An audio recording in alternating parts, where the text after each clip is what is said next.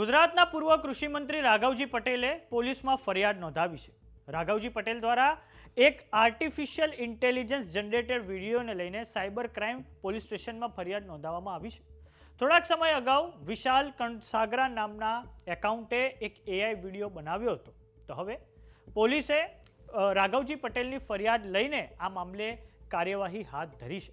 વિશાલ કણસાગરા નામના એકાઉન્ટ દ્વારા આ અગાઉ જામનગરના સાંસદ પૂનમ માડમ અને રાજ્યસભાના સાંસદ પરિમલ નથવાણીના એઆઈ વિડીયો બનાવવામાં આવ્યા હતા.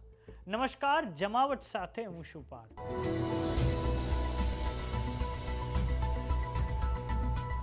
જામનગર જિલ્લામાં એઆઈ વિડીયોને લઈને એક વિવાદ સામે આવ્યો છે, જેમાં પૂર્વ કૃષિ મંત્રી રાઘવજી પટેલ દ્વારા જામનગરના સાયબર ક્રાઇમ પોલીસ સ્ટેશનમાં ફરિયાદ નોંધાવવામાં આવી છે કે ફેસબુક પર વિશાલ કણસાગરા નામના એકાઉન્ટ દ્વારા તેમના વિરુદ્ધ સોશિયલ મીડિયા પર તદ્દન ખોટા અને ગેરમાહિતી ફેલાવે તેવા વિડીયો અપલોડ કરવામાં આવ્યો છે અને તેમની કારકિર્દીને નુકસાન પહોંચે તે માટે આ વિડીયો બનાવવામાં આવ્યા છે. આ સાથે જ આ વિડીયો બનાવનારને સખત કાયદાકીય સજા થાય તેવી માંગણી રાઘવજી પટેલ દ્વારા કરવામાં આવી છે. તો હવે આ સમગ્ર મામલે પૂર્વ કૃષિ મંત્રી રાઘવજી પટેલની પ્રતિક્રિયા સામે આવી છે. આવો સાંભળીએ તેમણે શું કહ્યું છે. મેં જામનગરના પોલીસ વડાને ફરિયાદ કરી છે કે કોઈ વિશાલ કણસાગરા નામની વ્યક્તિના નામથી મારી વિરુદ્ધ સોશિયલ મીડિયામાં જે પોસ્ટ વાયરલ થઈ રહી છે એ તદ્દન વિકૃત અને ઉપજાવી કાઢેલ અને મારી કારકિર્દીને નુકસાન કરવા અને મને બદનામ કરવા માટે મારા કોઈ હિતશત્રુનું કાવતરું હોય એ રીતે આ કાર્યવાહી થઈ રહી છે. એની સામે તાત્કાલિક તપાસ થાય અને એના મૂળ સુધી પહોંચી અને જે જવાબદાર હોય એને સખતમાં સખત કાયદાના મુજબ સજા થાય એવી કાર્યવાહી કરવા માટે મેં જિલ્લા પોલીસ વડાને વિનંતી કરી છે. મારી સાથોસાથ જિલ્લાના લોકલાલીલા સાંસદ પૂનમબેન માડમ તેમજ રાજ્યસભાના સાંસદ અને અગ્રણી ઉદ્યોગપતિ શ્રી પરિમલભાઈ નથવાણીની પણ બદનામી થાય, બદનક્ષી થાય તેવી પોસ્ટો મૂકવામાં આવે છે. એ બાબતે પણ મેં એસપીસીનું ધ્યાન દોર્યું છે. મને પૂરો વિશ્વાસ છે કે પોલીસ તંત્ર કાવતરાખોરને શોધી અને યોગ્ય નસીહત કરશે.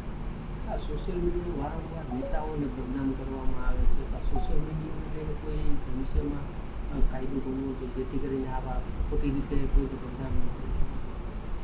કાયદામાં જોગવાઈ તો છે જ અને એના અનુસંધાને ફરિયાદ પણ દાખલ થઈ છે, પણ અમારા રાજકીય હરીફો દ્વારા આવી પ્રવૃત્તિ થતી હોય એવું હું માનું છું. તો હવે આ સમગ્ર બાબતે ડીવાયએસપી જયવીરસિંહ ઝાલાએ જણાવ્યું છે કે રાઘવજી પટેલે જામનગર સાયબર ક્રાઇમ પોલીસ સ્ટેશનમાં ફરિયાદ નોંધાવી છે કે તેમના ફોટોઝનો ઉપયોગ કરીને વિશાલ કણસાગરા નામના એકાઉન્ટ દ્વારા એઆઈ વિડીયો બનાવીને ફેસબુક અને ઇન્સ્ટાગ્રામ પર મૂકવામાં આવ્યા છે. આ એટલે કરવામાં આવ્યું છે કે જેનાથી રાઘવજી પટેલને બદનામ કરી શકાય. તો હવે ભારતીય ન્યાય સંહિતાની કલમ અને આઈટી એક્ટની કલમ મુજબ Jamnagar cyber crime police station દ્વારા ગુનો નોંધવામાં આવ્યો છે અને આ કૃત્ય કોના દ્વારા કરવામાં આવ્યું છે તેની ટેકનિકલ તપાસ હવે શરૂ કરી દેવામાં આવી છે.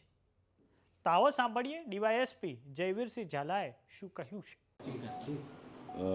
જામનગરના સાયબર ક્રાઇમ પોલીસ સ્ટેશનમાં દાખલ થયેલી ગઈકાલની ફરિયાદ મુજબ આ કામના જે ફરિયાદી છે રાઘવજીભાઈ હંસરાજભાઈ પટેલ, એમના દ્વારા ફરિયાદ આપવામાં આવેલી છે કે એમના ફોટોનો ઉપયોગ કરીને આર્ટિફિશિયલ ઇન્ટેલિજન્સની મદદથી સોશિયલ મીડિયાના પ્લેટફોર્મ્સ છે ફેસબુક અને ઇન્સ્ટાગ્રામ, એમાં પ્રોફાઇલ આઈડી જેનું નામ છે વિશાલ કણસાગરા, એ પ્રકારના પ્રોફાઇલ આઈડી ઉપરથી અલગ અલગ વિડીયોઝ અને ફોટોઝ આર્ટિફિશિયલ ઇન્ટેલિજન્સની મદદથી બનાવી અને એમનો ફેસનો ઉપયોગ કરીને બનાવવામાં આવેલા છે.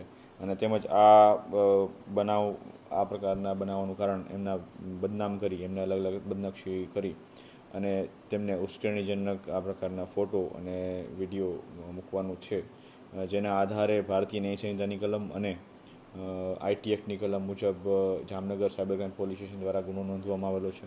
અને આગળની તપાસ કે આ જે આઈડી છે એના ધારક કોણ છે અથવા તો આ પ્રકારનું કૃત્ય કોના દ્વારા કરવામાં આવ્યું છે એની ટેકનિકલ તપાસ હાલ સાયબર ક્રાઇમ પોલીસ સ્ટેશન ચલાવી રહ્યું છે. જી હા, 2 દિવસ અગાઉ આ જ પ્રકારની ફરિયાદ અન્ય એક વ્યક્તિ દ્વારા પણ કરવામાં આવેલી છે. સમાચારોમાં અત્યારે બસ આટલું. જોતા રહો જમાવટ. જો તમામને યુટ્યુબ પર જોઈ રહ્યા તો સબસ્ક્રાઇબ કરો. જો તમામને ઇન્સ્ટાગ્રામ અને ફેસબુક પર જોઈ રહ્યા તો ફોલો કરો. સાથે જ અમારી વોટ્સએપ ચેનલ આવી ગઈ છે, જોઈન કરવાનું ના ભૂલતા. નમસ્કાર.